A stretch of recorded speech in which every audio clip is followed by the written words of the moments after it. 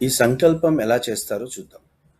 మమ ఉపాత్త సమస్త దురితక్షేద్వారా శ్రీ పరమేశ్వర ప్రీత్యర్థం శుభే శోభనే ముహూర్తే శ్రీ మహావిష్ణురాజ్ఞేయస్య ప్రవర్తమానస్య ఆద్య బ్రహ్మణ ద్వితీయ పరార్థే శ్వేతవరాహకల్పే వైవస్మన్మంతరే కలియుగే ప్రథమపాదే జంబూద్వీపే భారతవర్షే భరతఖండే మేరోః దక్షిణదిగ్భాగే శ్రీశైలस्य వాయువ్యప్రదేశే కృష్ణా గోదావర్యోర్మధ్యప్రదేశే స్వగృహమైతే స్వగృహం వసతి గృహమైతే వసతి గృహం స్వగృహే సమస్తదేవత బ్రాహ్మణ హరిహర గురు చరణ సన్నిధౌ అస్మిన్ వర్తమాన వ్యావహారిక చాంద్రమానేన స్వస్తి శ్రీ పరాభవనామ సంవత్సరే మనం ఏ సంవత్సరంలో ఉంటే ఆ సంవత్సరాన్ని మనం చెప్పుకోవాలి.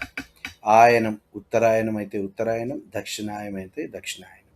ఋతువు ఏ ఋతువులో ఉన్నాం, మాసం, పక్షం, తిథి, వాసరం, నక్షత్రం, శుభయోగ శుభకరణ ఏ వంగున విశేషణ విశిష్టాయాం శుభతిథౌ అహం మీ గోత్రం మీ పేరు నామధేయస్య మమ సకుటుంబ సపరివార సమేతస్య క్షేమ స్థైర్య ధైర్య విజయ అభయ ఆయు ఆరోగ్య ఐశ్వర్యాభివృద్ధ్యర్థం ధర్మార్థ కామ్య మోక్ష చతుర్విధ ఫలపురుషార్థ సిద్ధ్యర్థం శ్రీ మీరు ఏ దేవుణ్ణైతే ఉద్దేశించి పూజ చేస్తున్నారో ఆ దేవుణ్ణి స్తుతిస్తూ ప్రీత్యర్థం ధ్యానావాహనాది షోడశోపచార పూజాంచ కరిష్యే. ఇందులో మనం సంవత్సరం, ఆయనం, ఋతువు, మాసం, పక్షం ఇలాంటి వాటి గురించి అన్నీ చెప్పుకున్నాం.